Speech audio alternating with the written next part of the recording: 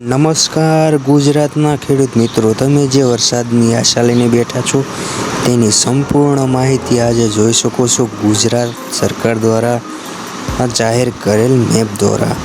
મિત્રો, રોજનો મેપ હોય છે, રોજના વાદળા, રોજનો શું હાલત છે, રોજની બાબત તમને જણાવું છું મિત્રો.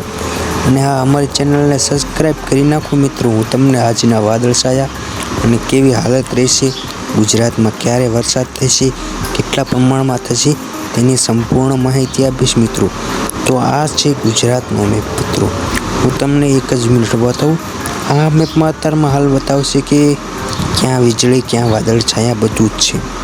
તો ગુજરાતમાં તો હાલ પવન ફેંકી રહ્યો છે, પરંતુ કોઈ વાદળછાયા નથી. આછા વાદળછાયા છે. આ તડકાનું પ્રમાણ પણ છે, જેમાં વાદળા તમે જોઈ શકો છો. ગુજરાત ઉપર તો હાલ તો વાદળા છવાઈ ગયા છે, પરંતુ તેમાં પાણી નથી મિત્રો.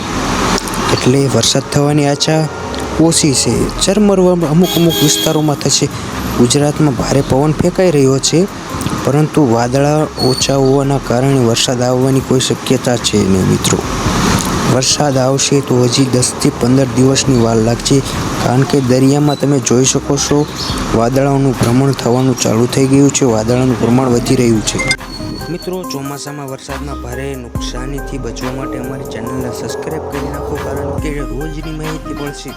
ક્યારે વરસાદ આવશે તે પણ માહિતી મળશે. ક્યારે કપાસ વીણવો, ક્યારે જાળ લણવી, તમામ માહિતીઓ આપવામાં આવે છે. તેના માટે ફક્ત એક કામ કરો, અમારી ચેનલને સબસ્ક્રાઈબ કરી નાખો, એટલે અગાઉ માહિતી મળી જશે.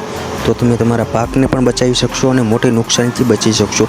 આ લાઈવ મેપ કહેવામાં આવે છે, જેને 10થી 15 હજાર રૂપિયા ખર્ચ કરીને મિત્રો મેં ખરીદેલ છે, જે મને રોજ માહિતી આપશે.